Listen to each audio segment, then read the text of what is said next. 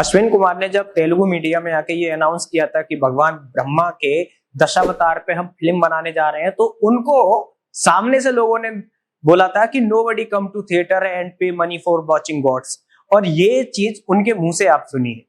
And standing with me all the way, hearing no from so many people that why you are doing animation, that to Bhagwan, right? That to gods. Nobody will come to theater to watch gods.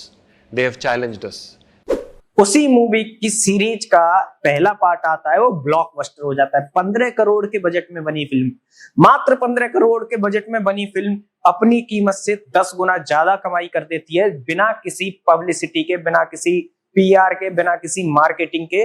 और इतने दिनों बाद मैं भी इस review को बनाने के लिए मजबूर हूं, क्योंकि जब मैंने फिल्म देखी, मेरे एक दूर के दोस्त ने सजेस्ट की कि आप ये फिल्म जाके देखिए। जहां सैयारा रिकॉर्ड तोड़ कमाई कर रही थी, वहीं ये फिल्म धीमे धीमे आगे बढ़ रही थी, और आज की स्थिति ऐसी है कि ये फिल्म 200 करोड़ को पार कर गई है। इस फिल्म का निर्देशन किया है अश्विन कुमार ने, और उन्होंने पूरा यूनिवर्स लॉन्च किया है। उन्होंने कहा this is the first part Mahavatar Narasimha. Narasimha के बाद 2027 में आएगी महाअवतार परशुराम, और ये कल की तक जाएगा पूरा का पूरा। विष्णु पुराण और जो क्या कहते हैं, हमारे भागवत पुराण में जो कथाएं हैं, उनको पूरा का पूरा दिखा के पूरा यूनिवर्स बनाया जाएगा। और कहानी तो हम सब ने सुनी है, कहानी पे मैं क्या ही बात करूं।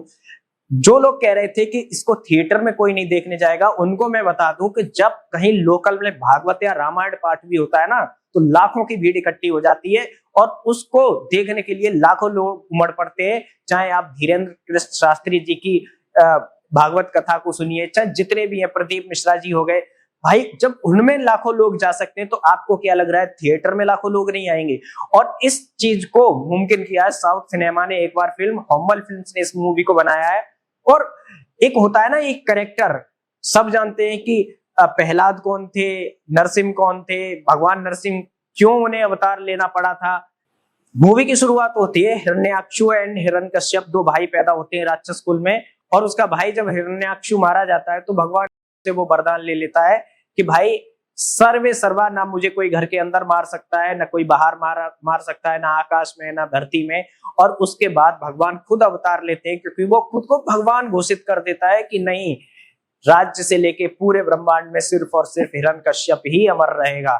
तो इस तरीके की चीजें। और फिर उसका बेटा जो होता है प्रहलाद, वो प्रहलाद बनता है भगवान विष्णु का पुजारी, और भगवान विष्णु की शिक्षा दीक्षा को तो वो कुलद्रोही बनाता है ना। उसकी बुआ भी होती है एक, जिसको होलिका सब जानते हैं, और होलिका दहन कैसे होता है, मतलब भारत की परंपराओं को, भारत की स्टोरी को उसमें इस तरीके से दिखाया गया है कि एक एक व्यक्ति कनेक्ट कर रहा है, और छोटी छोटी बारीकी का ध्यान रखा गया है कि जैसे प्रहलाद है तो उसका चरित्र चित्रण कैसे होगा, अगर कोई राक्षस है तो उसका चरित्र चित्रण कैसे होगा, अगर कोई मूवी का सीक्वेंस है तो वहां पे जो उसके राक्षस के लोग हैं वो कैसे रहेंगे, गुरुकुल के लोग कैसे होंगे, जीव जंतु कैसे होंगे, भगवान की प्रार्थना करने वाला कैसा होगा, उसकी वाणी कैसी होगी, उसका मतलब राक्षस है तो उसका बोलने का तरीका क्या होगा। और कमाल का काम किया है वॉइस आर्टिस्ट ने इसमें। जो इस मूवी के वॉइस आर्टिस्ट हैं, उन्होंने बहुत कमाल का काम किया है।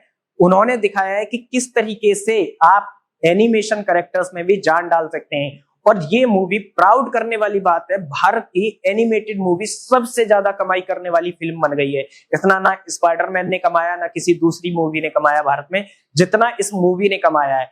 देखो, भारत में टैलेंट की कोई कमी नहीं है, ना ही आर्टिस्ट की कमी है जीएफएक्स के, ना ही सीजीआई आर्टिस्ट की कमी है, लेकिन होता यह है कि भारत में इस तरीके का करेज कोई नहीं दिखा पाता। बॉलीवुड तो आज तक नहीं दिखा पाया। बॉलीवुड तो ब्रह्मास्त्र जैसी बिना स्टोरी लाइन की फिल्म लेके आ जाता है और अनाउंस कर देता है हम सुपर हीरो यूनिवर्स बनाएंगे। अरे तुम क्या सुपर हीरो यूनिवर्स बनाओगे भाई? सीखो कुछ साउथ वालों से कि उन्होंने किस तरीके से एक ऐसी स्टोरी लाइन को उठाया है जिसको हर व्यक्ति, हर भारतवासी उसको कनेक्ट करेगा। और मुझे लगता है कि अश्विन कुमार ने बहुत कमाल का काम किया है इस फिल्म में। जैसे कैरेक्टर्स के एनिमेशन पर थोड़ा और काम करना पड़ेगा, है ना, लगता है कई बार रोबोटिक है, लेकिन जब नरसिम्हा अवतार होता है फिल्म में, और मैं 3D में देखने गया था, जब भगवान नरसिम्हा अवतार लेते हैं और उसके बाद जो फाइट होती है, आपको हॉलीवुड वाली फील आएगी। आपको लगेगा कि हाँ यार, पैसे मेरे वसूल हुए हैं। सबसे बड़ी चीज क्या है कि स्टोरी के साथ कुछ भी छेड़छाड़ नहीं की गई है कि भाई इसमें कहीं ये डाल दिया गया हो, वो डाल दिया हो। बेसिकली बॉलीवुड जो करता है, अपना नरेटिव कहीं ना कहीं डाल ही देता है। जैसे स्पेशल ऑप्स 2 में पूरा का पूरा जो भक्त दिखाए हैं वो दिखाए हैं एक स्पेशल कम्युनिटी से, और जो सारे हिंदू है वो ट्रेटर दिखाए।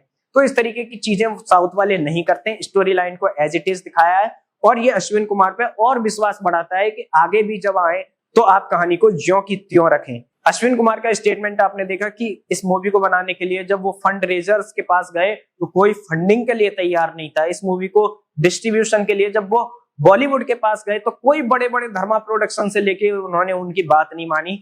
इस मूवी को फाइनली हम्बल फिल्म्स ने डिस्ट्रीब्यूट किया। हम्बल फिल्म्स वही जो केजीएफ वाली जिन्होंने कांतारा डिस्ट्रीब्यूट की थी, हम्बल फिल्म्स ने इस मूवी को सपोर्ट किया, और आज की स्थिति ऐसी है कि वो अगले 3 पार्ट बिना कुछ कमाई भी बना सकते हैं। इतना फिल्म ये कमाई करके चली गई, मतलब 15 करोड़ के बजट की फिल्म इतना ज्यादा कमा सकती है, लेकिन बॉलीवुड 150 करोड़ भी इतना नहीं कमा पाता है। ये अपने आप में शर्मनाक बात है। और हिंदी बेल्ट पे कितना ज्यादा इस मूवी को पसंद किया गया है, ये अश्विन कुमार से अच्छा कोई बता नहीं सकता।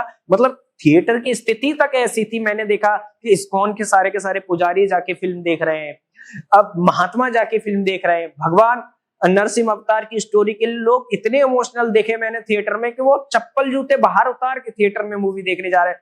मतलब ये पहली बार ऐसा एक्सपीरियंस भारतीयों को फील हुआ कि उन्होंने बड़ी स्क्रीन पे अपने भगवान के अवतार को देखा, और मुझे लगता है कि लोगों को ऐसा फील एक्सपीरियंस जरूर देना चाहिए।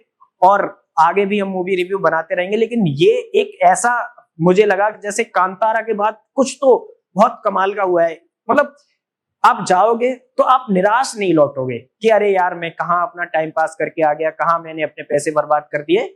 और यही रीजन है कि आज ये मूवी 200 करोड़ पार कर गई, जिसका बजट मात्र 15 करोड़ था।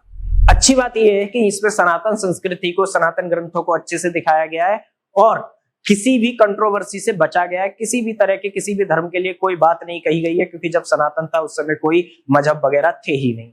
इस वीडियो में इतना ही। बहुत बहुत धन्यवाद।